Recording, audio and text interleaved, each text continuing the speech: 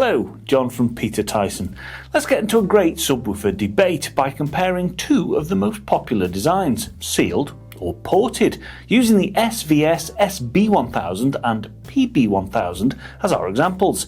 We'll break down the pros, cons and help you decide which is right for your setup when comparing similarly spec subs.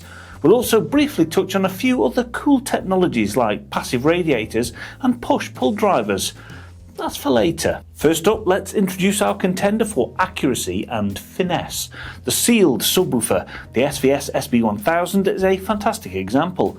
The simple principle behind this is an airtight enclosure. The air inside the box acts like a shock absorber, pushing back on the woofer cone. This air spring provides incredible control over the driver's movement. It allows the subwoofer to start and stop very quickly, making the bass sound incredibly tight, fast and articulate. This is the subwoofer principle often preferred by music lovers for its quick speed and precise nature. The downside? Well, you trade some of that maximum low frequency output. Unless they are particularly huge and powerful, they just can't dig as deep into the lowest bass registers.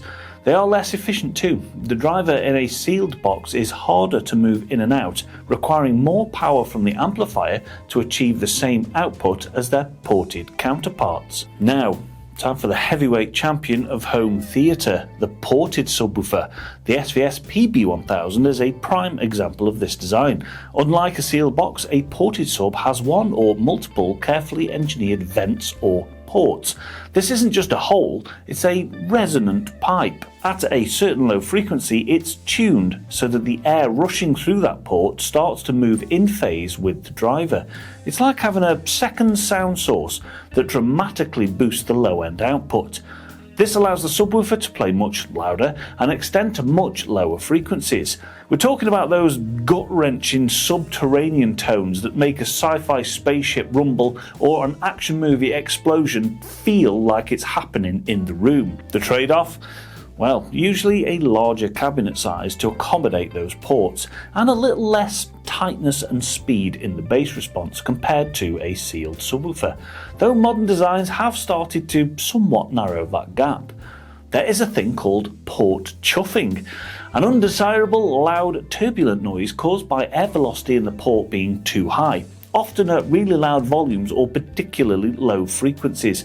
This is often why well-designed subs and speakers have flared, irregular shaped or textured ports to combat this. While sealed and ported are the most common, engineers have found other clever ways to get great bass.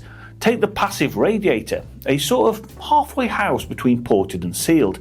This looks just like a woofer, but has no motor or power. It's driven purely by the air pressure from the main woofer inside the sealed box.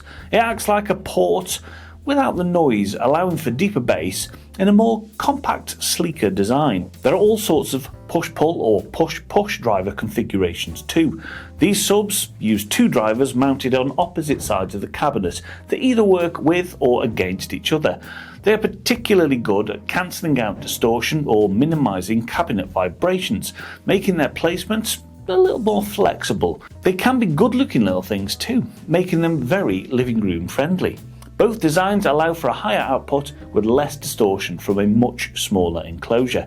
They are, however, like for like, a bit more expensive to produce than their single driver counterparts, so cost may be a consideration for you. When it comes to deciding on a subwoofer, I like Hoffman's iron law. 3 parameters: deep bass production, small enclosure size and high output sensitivity.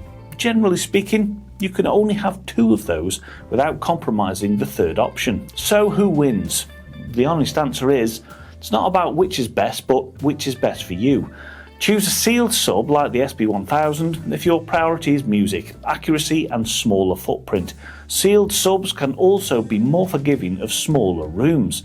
Choose a ported sub like the PB-1000 if you primarily watch movies or play games and you live for that deep, tactile cinematic bass. You have the space and tolerance for a larger box. and passive radiator or push-pull designs if you want impactful bass but need a very compact solution that prioritises clean, low distortion output. Movies or music, whatever you choose, remember that great bass is felt as much as it's heard, and just as important as the subwoofer itself is how you set it up and integrate it with your main speakers. What's your preference? Let me know down in the comments, as you usually do. If you'd like to try out some subwoofers here at Peter Tyson, you can call or email using the details on screen. We'll get everything set up for you. Till then, you'll see me in the next video. Take care.